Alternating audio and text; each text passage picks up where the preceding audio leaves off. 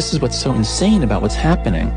And these are students who got into a top university at New York University. Some of them say they can't watch a movie in 90 minutes. And some of them say, or they have friends who can't watch a movie unless they're also on a second screen because they can't focus on anything for that long. Yeah. They can't read a book. One of my students said, I take out a book, I read a sentence, I get bored, I go to TikTok. And what is the cost to humanity if half of our kids can't read a book? Now, just to play devil's advocate right here. Please. Imagine that is how their workplace will end up looking, right? So I think we're moving into an era where it's like AI is doing a lot of these tasks. AI has endless concentration. Mm-hmm. Yeah. Are they just getting prepared for the life they're going to occupy? And is that, it's not the life I want, but is it maybe just the life of the future? And I need to, again, check my being 50 and getting more conservative. Like, what do we think about that? Yeah, I hear that argument occasionally. Like, well, the technology is here to stay. They need to learn how to use it, so they should start early. I mean, sex is here to stay, but we're not going to start our kids at 6 or 7. Right. I mean, let's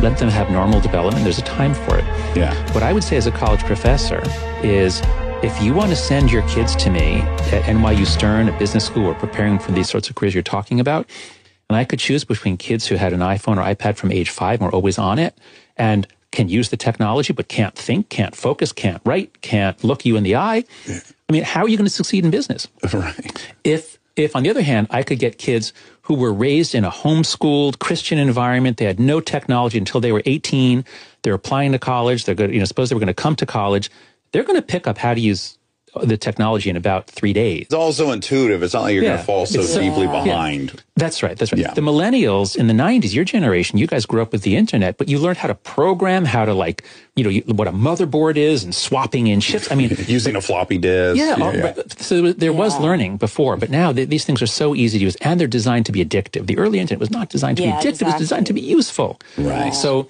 no, I reject that argument. It's much, much better to let healthy brain development reach at least get most of the way through before you shatter it with the constant interruptions and fragmenting.